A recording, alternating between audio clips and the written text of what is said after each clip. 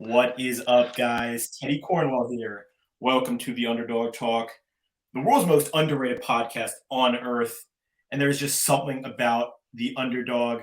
But today, you see him, the founder and president of the fastest growing sport in the world.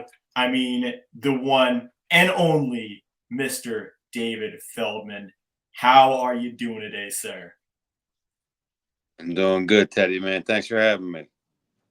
Hey, thank you for joining the podcast and taking the time out of your busy day. And I want to take it a little back before the BKFC days, before the BKFC was created. What was your childhood like? And was martial arts something you grew up with? Um, yeah, I grew up in boxing. My dad was a professional boxer. My brother was a professional boxer. I was a professional boxer. My dad trained 7 world champions. So, combat sports was kind of in my blood. Yeah, 100%. And obviously, combat sports was in your blood. You go to Temple University. What did you major in, if you mind me asking? I actually majored in criminal justice. I didn't do anything with that, but I went to Temple, ironically, good school, but it was a few blocks away from my boxing gym where I was training to be a professional boxer. So everything was convenient there. And I ended up getting into the bar business. I owned a bar restaurant, and then I boxed professionally, and then I got into promoting combat sports. And promote it you did. Now, to when BKFC was created, can you share, the story behind the founding of Bare Knuckle Boxing Championship and what inspired you to create a league like this? I mean, there's a ton of struggles, man. This was 10 years in the making, trying to get it legal and regulated. I went around the country. I pitched 28 different states. I went in front of 28 different states and presented bare knuckle fighting to them. They all said no to me. Some of them I went back and they said no to me again. So I had a total of like 42 no's or something like that, 46 no's. But I just kept going back to watching it and the things that we did some underground fights in the meantime. And just, man, it was so exciting. And I'm like, man, I can't stop, man. The fans are going to love this. It's so exciting. It's so relatable to everybody. Everybody gets it. It's bare knuckle. I mean, who hasn't been in a bare knuckle fight or seen a bare knuckle fight in their life? Everybody. So it's relatable. And I'm like, I just got to get this going. So I just kept pushing and pushing and pushing. And finally, in late 2017, I caught my break. I met a wonderful gentleman named Brian Pedersen from the state of Wyoming. And he was like, let's do this. Let's get this rolling. And then we figured out a way to get it regulated. June 2nd, 2018 was the first legally sanctioned and regulated bare knuckle fight ever in the history of the world.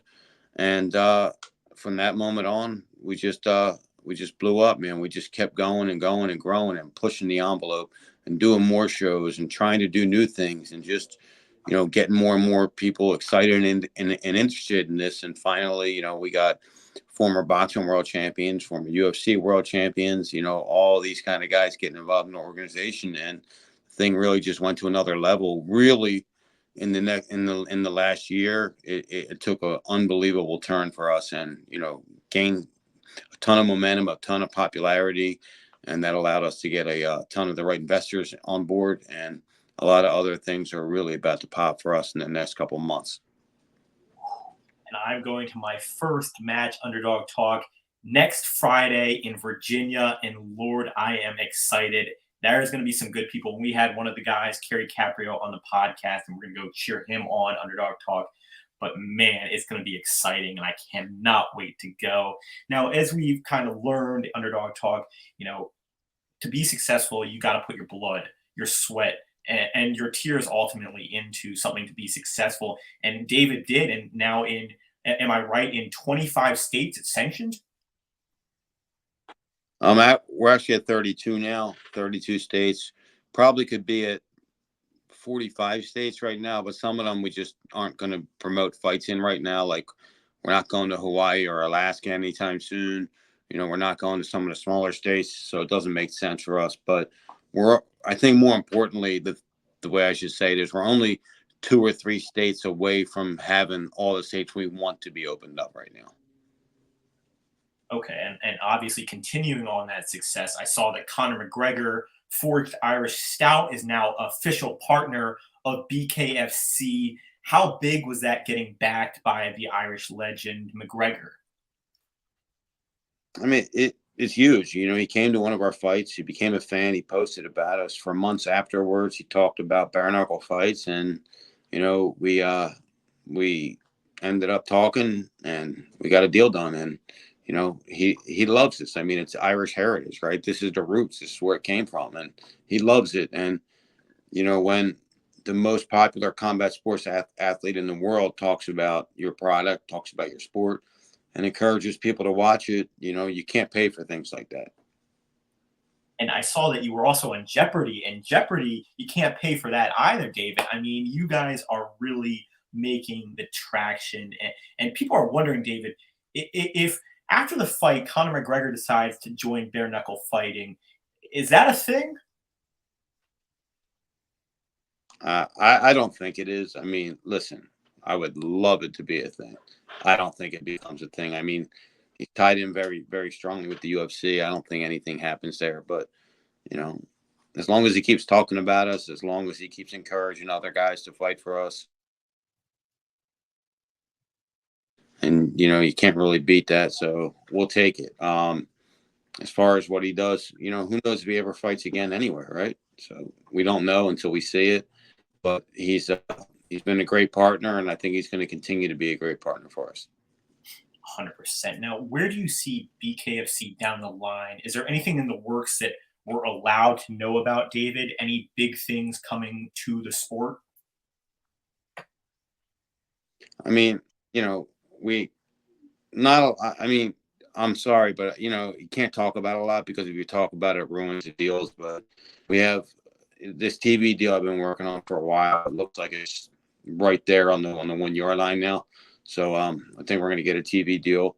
I think we have another big state opening up that's going to be huge for us. Is, you know, it's a dream come true to do a fight there, and we're doing fights all over the world. So I mean, I have a couple major signings coming up, which we're going to announce next week, but I can't really talk about too much. Just stay tuned. We do have some really, really good news coming up. Stay tuned, and that is right. Now, I'm very interested. Obviously, bare knuckle fighting has changed the world, taken the world by storm. You know, what is your biggest tip for someone who's looking to create a venture or business like you once were, David, after everything you've seen and learned, sir? Just, you know, two things I say: patience and don't quit. And I use it as a analogy or lesson like this. It's like you're driving down this long road and you can't see the end of it, and it's dark out and you don't know where you're going. And you can either quit and turn around and not get to where you're going, or you can have the patience to not quit and get to where you're going. And you know, that's what you have to have. You have to have patience and to quit. I think that's the best way to explain it. Not just have patience and don't quit in you, but have the patience enough not to quit when the going gets tough. Because, you know, I think there's just one meme out there where the guy's chopping away at the rocks and he's like this far away from the end, and he turned around and went back and the other guy made it through it, right? It's just having the patience and the fortitude not to quit. 100%. When the hard gets going, the tough get going, something like that. Now, you know, this is the Underdog podcast, and where is a moment in your life where you felt like everything was going against you? You were the underdog, but you managed to overcome it and conquer it, David.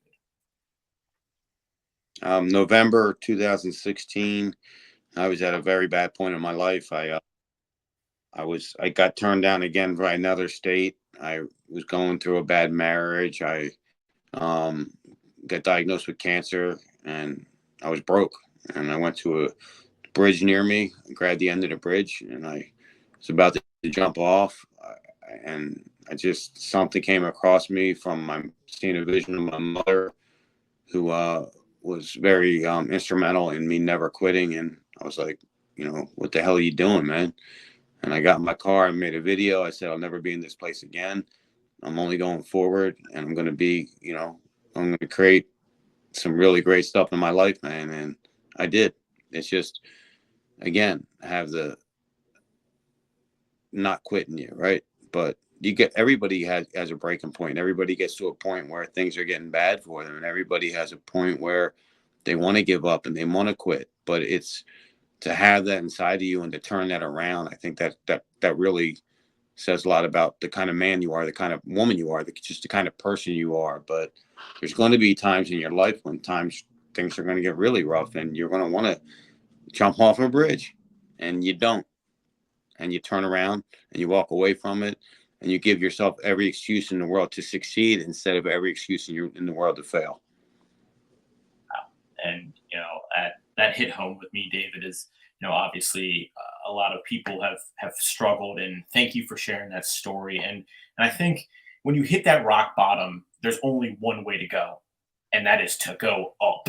Underdog Talk. That is to go up, to grind, to become better, and to look that darkness in the face, and ultimately beat it by laughing at it and becoming a better person, not giving up like David talked about, not falling into that trap, not quitting. And that's how a real man or woman is shaped, by going through those hard things and coming out stronger. I truly love that. Now, my final question for you is, do you think it's been hard for bare knuckle fighting to kind of get approved in different states because of how perceived, or because of people perceiving it as dangerous, or what is the main reason for it being kind of hard to get into certain states, David? You're one of the only guys that actually nailed it perfectly. Perception is what stops them. Not because they watch it, they don't like it. Not because they watched it and they were like, it's too brutal. Because in their head, they go, bare knuckle, it's got to be brutal. We don't want this in our state. We don't want this. And then when they allow themselves finally to be educated on it, and they allow themselves to watch it. So they watch it. They have our data that allows them to educate themselves on the injuries. They can't say no anymore. They just can't. Their perception will tell them, this is not good. This is awful. What are we doing here? And then when they allow themselves to educate themselves on the actual facts, that's when everything changes for us. Yeah, I think that is a misconception. Once you look at the facts, there's no kicking, there's no submission. And in fact, actually, we had a bare knuckle fighting boxer on the podcast, and he was saying it's almost safer in a way. There's less. I forgot what he was saying. Whether there be less injury, less be preventative more. But I truly agree that it's perceived, and I think all states should take a risk and chance on bare knuckle fighting, because it is truly an awesome sport, and it goes down to the roots of what we love. What we love, we love it, David. Yeah. And I think you're a damn genius for capitalizing on it and ultimately making it into a league. And what is one country that you do want to take it to, if you're allowed to share it? What's your dream country you want to take BKFC to? I mean, I won't say my dream country, but my dream location would be to do a fight in the in the Coliseum in Rome. Would be an unbelievable place to do a fight. I would love to do a fight at that location. But as far as another country, I mean, we're really going everywhere. So I think we're going to be really in all the major countries. But that would just be amazing for us. Amazing for us. Wow. And yeah, you're in the Middle East, you're in Eastern Europe, Southeast Asia, and South America. Absolutely killing it. I mean, David's, I'm just so impressed with what you've done and taking it to the next level. Now, before we go, the floor is yours. Where can we find your Instagram, the social media for BKFC? Anything you want to plug, the floor is yours, sir. Sure. It's at Bare Knuckle FC is our Instagram, Bare Knuckle Fighting Championship on Facebook, at Bare Knuckle FC on Twitter, and bkfc.com. That has all the information about our upcoming fights, how to view it. And we also have an app, the BKFC app. You can download the app, watch all our content, watch all our fights, but it's the BKFC app. You can find that also at bkfc.com. And first 5 people to download the BKFC app, send me a screenshot. We'll get you something special out to you. Stay tuned with the hottest sport in the world. David, thank you again for taking the time out of your busy day to hop on the podcast. Guys, from one underdog and another underdog, out. Hey.